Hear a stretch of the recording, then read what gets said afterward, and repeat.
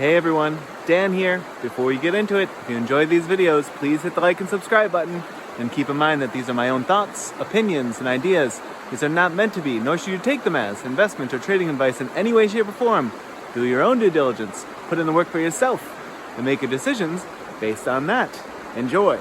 All right, folks, here we are on Friday, December 29th. We're going to take a look at Fisker today. So Fisker has had this downtrend resistance on the chart, or we've had it on the chart, since about April of 2022. Bumped its head, had a few near misses, tried an escape around June of 2023, and then had an immense fall. Like this, I mean, under many circumstances, the amount of distance that this stock got from this downtrend resistance would have been enough to say, okay, it's not going to fall back into it, because that would be such an insane drop. But it did. So it took it from, 5 to 7, all the way down, just plummet, and somehow got drawn back down underneath the downtrend resistance. And even then, tried on this candle here in late November to try to press up against it, couldn't push through, and just came down and had to establish support right around this 140 area. I know it dipped down here to 135 ultimately, but most of the support was happening around 140. Now today, even though this is a pretty top-heavy candle, right? It's a very long top wick on this, and it didn't quite reach to this 199 level that we have on the chart. It's trying to escape.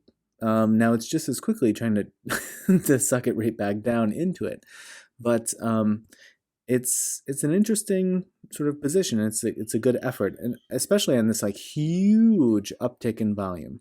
So huge volume push here, about 139 million. The day before was 21 million. So decent volume stock day to day, but this was sort of like off the charts, right? And a bunch of buying pressure ultimately ended the day up over 15%, but stretched up much higher than that at points. Now the question is going to be, is this an actual escape? And it's like quite challenging to judge that on a stock like Fisker, because you take a look at this, which, like I said, would have looked in many other circumstances like it had escaped. It had broken it. It was well beyond it. In many cases, we would have just deleted this and said, okay, it's past that. But so it's just sort of like the most recent attempt. So there's that. Now the levels that we have on the chart, I added a few in. So if it does come back down, this downtrend resistance would be the first level, and then down here, like I say, 140.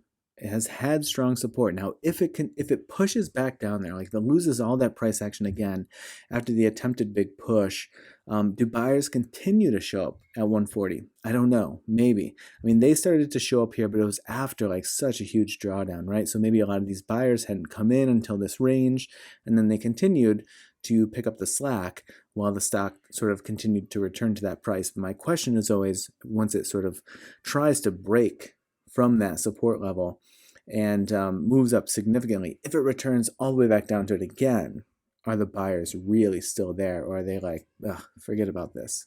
So that's the question. Now, if it does continue to push, 199 is a strong level that I see, and then 233 basically.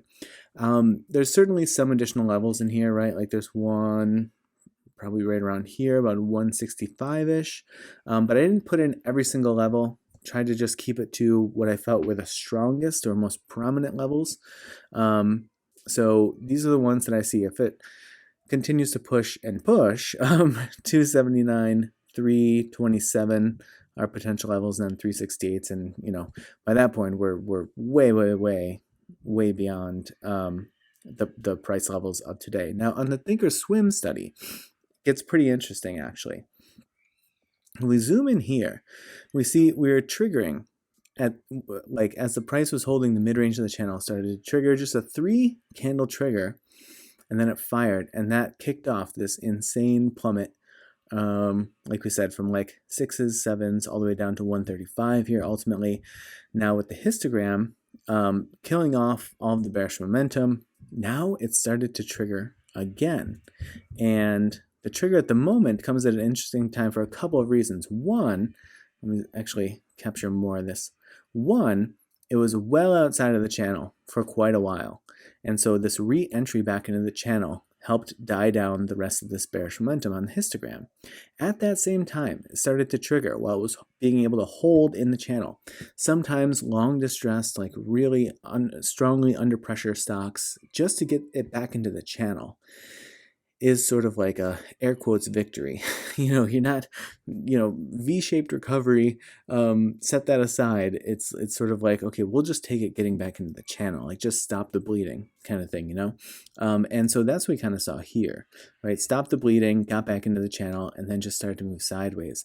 Continued to die down the bearish momentum, started to trigger on the DTM squeeze indicator.